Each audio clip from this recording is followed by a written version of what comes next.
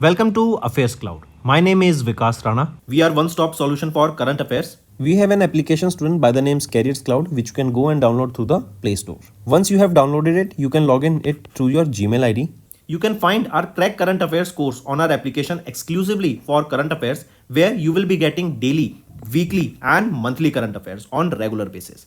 You can use code VIKAS10 to get additional 10% discount while purchasing the course. This video is available both in English and Hindi. The timestamp for both English and Hindi are mentioned in the description of each video. You can contact us on the number provided or mail provided. Also follow us on Telegram and Instagram, and the link for the same is provided in the description of each video. In our course, you will be able to find the quizzes that are uploaded which will help you enhance your learning.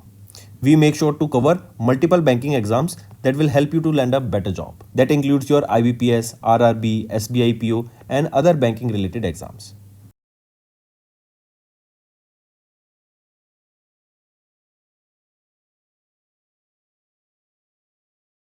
We aims to cover 15 questions via handwritten notes in upcoming bank exams. These handwritten notes are available on daily current affairs content PDF at our mobile application and website careerscloud.in.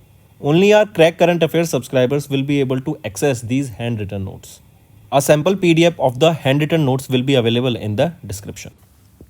Hello students, कैसे आप सब? I hope आप सब अच्छे होंगे। तो दोस्तों, आज के वीडियो में हम international affairs and government schemes के इन दोनों टॉपिक के इंपॉर्टेंट करंट अफेयर्स डिस्कस करेंगे, जो कि आपकी लर्निंग में काफ़ी हेल्पफुल रहेगा। चलिए स्टार्ट करते हैं। किस ऑर्गेनाइजेशन ने अभी अनवेल किया है comprehensive road map to make all coastal community tsunami ready by 2030। जो कोस्टल एरियाज हैं इंडिया के, राइट, इनको सुनामी रेडी बनाने की बात की गई, not just India, globally, right. और ऐसे अगर हम ग्लोब में देखें, 26 Indian and 12 Indonesian coastal communities हैं जहाँ पर उनको सुनामी रेडी किया गया है, एंड 700 मिलियन ऐसे लोग हैं जो यहाँ पे रिजाइड करते हैं। तो इनको प्रोटेक्ट करने के लिए कि कल को सुनामी आ जाती है उसके लिए हम पहले से प्रिपेयर रह सके, ये किया गया है, राइट। इसके लिए जो रोड मैप है किसके द्वारा सेटअप किया गया? यूनेस्को के द्वारा। नेक्स्ट आ जाते हैं, टू विच कंट्री रशिया ने हैंड ओवर किया BRICS chairmanship to the final sherpa and sous sherpa meeting के दौरान, जो कि ब्रिक्स की हुई थी, रशिया में हुई थी नवंबर 2024 में। देखो 2024 का जो टाइम पीरियड था, इसकी प्रेसिडेंसी किसके पास थी? रशिया के पास थी। इसकी जो मीटिंग हुई थी, ब्रिक्स समिट हुई थी, कहाँ पर हुई थी? कजान में हुई थी, रशिया में। एंड इसके दौरान एक कजान डिक्लेरेशन भी साइन किया गया था। फिर रशिया ने हैंड ओवर कर दी ये ब्रिक्स की प्रेसिडेंसी किसको? ब्राज़ील को। और अब रियो दे जनेरियो में हमें देखने को मिलेगी इसकी मीटिंग। नेक्स्ट आ जाते हैं, अभी रिसेंटली यूएसए ने $1.17 बिलियन की डील साइन करी ताकि advance communication system, sensors, logistic support ये एनहेंस किए जा सके इंडियन नेवी के कौन से? MH-60R मल्टी रोल हेलीकॉप्टर के। तो कौन सा ये वो हेलीकॉप्टर है? ये है स्कॉर्स्काई MH-60R मल्टी रोल हेलीकॉप्टर। ये कौन से हेलीकॉप्टर को रिप्लेस करेगा? ये सी किंग को रिप्लेस करेगा, जो कि 3 डेकेड से भी ज़्यादा इंडिया में सर्व कर रहा था। नेक्स्ट आ जाते हैं स्टूडेंट्स, यूनेस्को। यूनेस्को ने अभी ऑफिशियली रिकॉग्नाइज किया जापान की एक साके बियर होती है, या फिर बियर नहीं बोलेंगे हम इसको, एक अल्कोहलिक बेवरेज बोलेंगे, राइट। इस साके मेकिंग, इसकी साके इसका नाम हो गया। तो इसकी जो मेकिंग प्रोसेस होती है, राइट, उसको ऑनर करने के लिए उसको क्या रिकॉग्नाइज किया गया? उसको इंटेंजिबल कल्चरल हेरिटेज के तौर पे रिकॉग्नाइज किया गया। इंटेंजिबल वो होता है जिसको आप टच नहीं कर सकते हो, राइट। जैसे फॉर एग्जांपल कोई मॉन्यूमेंट हो गया, राइट, या कोई हिस्टोरिकल प्लेस, आप वहाँ जाके उसे टच कर सकते हैं, राइट। लेकिन कुछ प्रोसेसेस हो गई, जैसे प्रोसेस क्या है? The way of doing it, ठीक है। फिर आपका फेस्टिवल्स हो गए, राइट। तो ऐसी जो चीज़ें होती है ना, ये क्या होती हैं? ये आप फील करते हो, ये जो इनकी फेस्टिव वाइब्स होती हैं, तो इनको तो हम इंटेंजिबल कल्चरल हेरिटेज बोलते हैं, राइट। तो ये साके मेकिंग प्रोसेस ये इंटेंजिबल कल्चरल हेरिटेज के तौर पे ऑफिशियली रिकॉग्नाइज की गई यूनेस्को के द्वारा। नेक्स्ट आ जाते हैं, किस कंट्री ने अभी लॉन्च किया फर्स्ट एवर नेशनल साउंडस्केप, जिसका टाइटल रहेगा आनिया on the occasion of the 107th Independence Day. तो किस कंट्री के द्वारा रिकॉग्नाइज की गई? ये है फिनलैंड के द्वारा, राइट। एंड ये 1 आवर लॉन्ग आपका साउंडस्केप रहेगा, जिसमें 15 से ज़्यादा कंपोजिशंस रहेंगे। नेक्स्ट, यूएन के arm food and agriculture organisation के द्वारा भी एक रिपोर्ट रिलीज की गई, the global status of salted affected soils. इसमें पूछा गया कि जो सॉइल्स हैं, राइट, अलग अलग जो मिट्टियां हैं वहाँ पे आपने देखेंगे उसमें सेलिनिटी एक टर्म होता है। सेलिनिटी होता है जब आपकी सॉइल में सॉल्ट कंटेंट बढ़ जाता है। बहुत अलग अलग तरीके के सॉल्ट्स होते हैं, राइट। जब सॉल्ट कंटेंट बढ़ जाता है वो सेलाइन हो जाता है एंड उसमें चीज़ों को ग्रो करना बहुत डिफिकल्ट हो जाता है। तो पूछा जा रहा है अकॉर्डिंग टू दिस रिपोर्ट कितनी land in hectares affected by salinity globally. तो कितनी लैंड है, वो है 1.4 बिलियन हेक्टेयर्स लैंड रहेगी जो कि अफेक्टेड है बाय सेलिनिटी ग्लोबली। नेक्स्ट आ जाते हैं, किस ऑर्गेनाइजेशन ने रिलीज किया global status report on drowning prevention 2024 की इन जिनेवा स्विट्जरलैंड, जो हाईलाइट करता है 38% drop in the global drowning death since the 2000। तो किस ऑर्गेनाइजेशन के द्वारा, वर्ल्ड हेल्थ ऑर्गेनाइजेशन के द्वारा। नेक्स्ट आ जाते हैं, किस कंट्री ने अभी वो या कौन सी कंट्री वो पहली यूरोपियन कंट्री बन गई जिन्होंने CPTPP को ज्वाइन किया। CPTPP क्या है, comprehensive and progressive agreement for trans Pacific partnership. ये एक ट्रेड ब्लॉक है इंडो पैसिफिक रीजन का। तो किस कंट्री ने ऑफिशियली ज्वाइन किया एंड वो पहली यूरोपियन कंट्री बन गई, वो है यूनाइटेड किंगडम।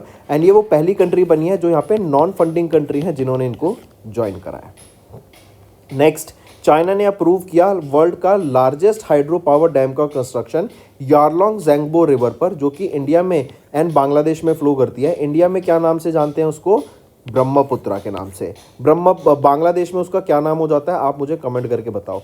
गंगा रिवर का भी आप मुझे बताओ कि इंडिया में क्या नेम है गंगा रिवर का, चाइना में क्या नाम हो जाता है उसका, राइट। तो ये रहेगी ये वर्ल्ड का largest dam hydro power dam बना रहा है कौन, चाइना बना रहा है। कहाँ पे, ब्रह्मपुत्रा रिवर पे। नेक्स्ट आ जाते हैं, किस कंट्री ने रिसीव किया 2371 मिलियन रुपीस फ्रॉम इंडिया ताकि 33 डेवलपमेंट प्रोजेक्ट्स पे काम किया जा सके, जैसे एजुकेशन, हेल्थ, एग्रीकल्चर सेक्टर्स में। तो किस कंट्री ने रिसीव किया, श्रीलंका के द्वारा ये अमाउंट यहाँ पर रिसीव करा गया। नेक्स्ट, किस कंट्री ने अभी रिसेंटली साइन किया एक बाय पार्टीशन बिल जो कि ऑफिशियली डेजिग्नेट करेगा बॉल्ड ईगल को एज देयर नेशनल बर्ड। तो बॉल्ड ईगल USA का नेशनल बर्ड बन गया। स्टूडेंट्स, ये तो हो गए इंटरनेशनल अफेयर्स। अब आ जाते हैं कुछ गवर्नमेंट स्कीम्स पर। पहला क्वेश्चन, किस स्टेट गवर्नमेंट ने अभी रिसेंटली लॉन्च किया बिजली सखी योजना, जो कि एम्पावर करेगा वीमेन को इन ट्राइबल डोमिनेटेड डिस्ट्रिक्ट्स ताकि उनको इलेक्ट्रिक्स डिपार्टमेंट में मीटर रीडिंग की जॉब्स पर एम्प्लॉय किया जा सके, राइट। तो इससे क्या होगा, उनको वीमेन सेल्फ हेल्प ग्रुप्स को यहाँ पे ट्रेन किया जाएगा कि वो कैसे मीटर की रीडिंग ले सकती हैं अपने लोकल एरियाज़ में, एंड वहाँ पर उनको एम्प्लॉय किया जाएगा। उनको 4 से 7 हज़ार रुपये तक के महीने अब वेतन के तौर पे यहाँ पे रखा जाएगा, राइट। तो कौन सी स्टेट है जिनके द्वारा ये इनिशिएटिव लॉन्च किया गया, ये छत्तीसगढ़ स्टेट के द्वारा लिया गया इनिशिएटिव रहेगा बिजली सखी योजना। स्पेशली ट्राइबल डोमिनेटेड एरियाज़ में यहाँ पे उनको एम्प्लॉय किया जाएगा। नेक्स्ट, किस स्टेट ने अभी रिसेंटली लॉन्च किया मुख्यमंत्री पौष्टिक अल्पाहार योजना, राइट, जो कि है chief minister nutritious snack scheme. तो किस स्टेट के द्वारा लॉन्च किया गया मुख्यमंत्री पौष्टिक अल्पाहार योजना, ये गुजरात स्टेट के द्वारा लॉन्च किया गया है। एंड गुजरात स्टेट में जो गवर्नमेंट स्कूल्स में बच्चे जाते हैं उनको न्यूट्रिशियस ब्रेकफास्ट यहाँ पे प्रोवाइड कराया जा सके ताकि उनकी जो डेली रिक्वायरमेंट है न्यूट्रिशन की वो मील से पूरी हो सके, राइट। एंड इस स्कीम को लॉन्च किया गया है, प्राइम मिनिस्टर नरेंद्र मोदी का एक विजन है, पढ़ाई भी पोषण भी, उसके अंडर उसको फुलफिल करने के लिए। एंड 607 करोड़ रुपए यहाँ पे अलोकेट किए जाएंगे इस स्कीम के लिए। Next, name the scheme that was recently inaugurated by Union Minister Manohar Lal Khattar in Krishna district of Andhra Pradesh to promote use of energy efficient appliances while offering economic benefits to individual। मतलब जो energy efficient appliance होंगे, जैसे LED आप देखते हैं ये बहुत light consume करता है, देन सोलर कुकर्स आ गए हैं, राइट। तो ये क्या है, बहुत कम एनर्जी मतलब बहुत कम एनर्जी कंज्यूम करते हैं ना, काफ़ी एनर्जी एफिशिएंट इक्विपमेंट्स के एग्जांपल आई हैं। तो ऐसी इक्विपमेंट्स को राइट लाने के लिए अभी कौन सी स्कीम है जिन्होंने यूनियन मिनिस्टर ऑफ हमारे पावर ने मनोहर लाल खट्टर जी के द्वारा ये लॉन्च की गई, करेक्ट। कहाँ पर, in Krishna district of Andhra Pradesh. Scheme का नाम रहेगा ऊर्जावीर स्कीम, राइट। नेक्स्ट आ जाते हैं, under which scheme ministry of education ने अभी रिसेंटली अनाउंस किया material cost of pulses vegetable oil by 13.7%। तो प्रधानमंत्री पोषण शक्ति निर्मन योजना के अंडर इसको यहाँ पे लॉन्च किया गया। एंड यहाँ पे वेजिटेबल एंड ऑयल्स का 13.7% जो कवर है अंडर द प्रधानमंत्री पोषण शक्ति निर्मन स्कीम को लाया गया।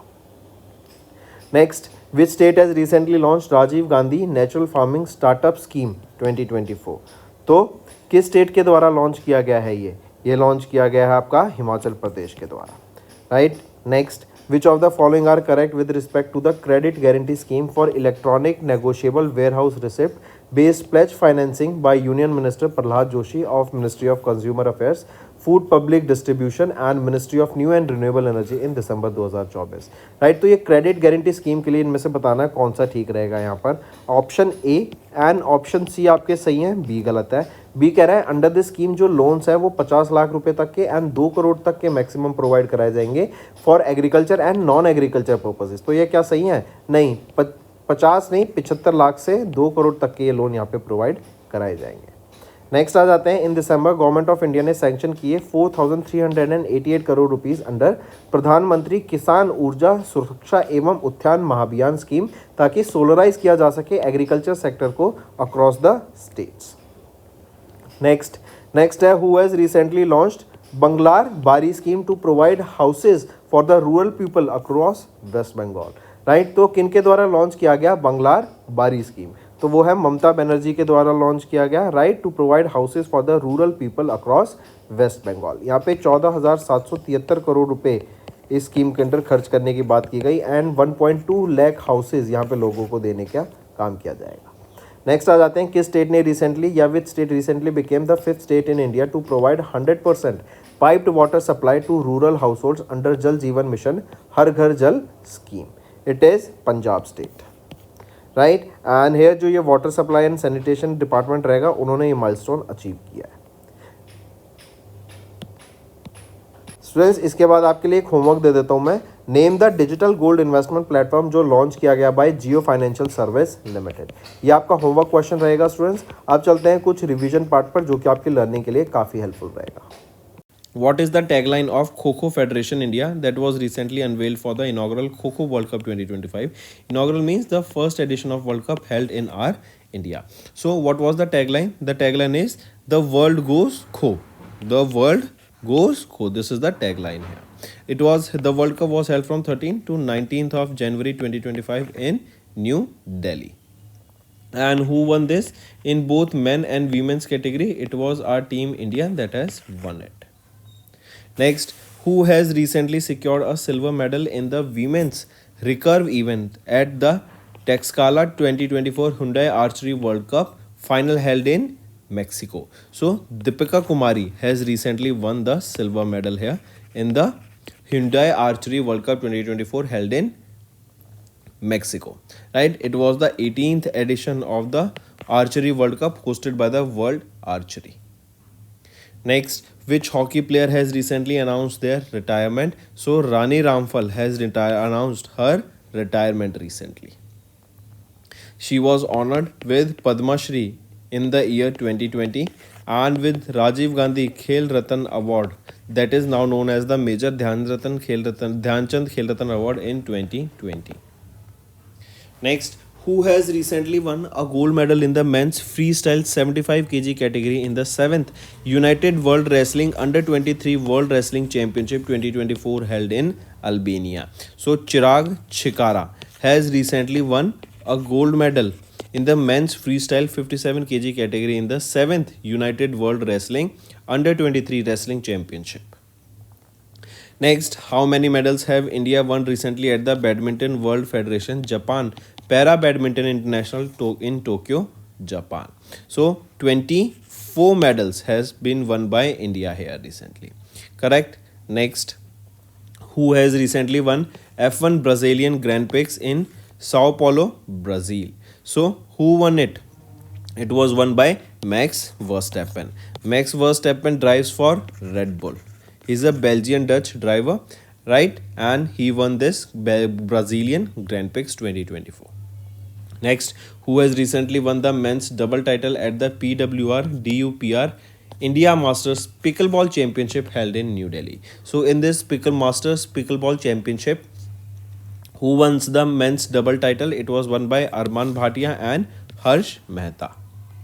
Next, which of the following are correct with respect to the New Zealand tour of India, a 3-test series held from the 16th of October to 5th of November?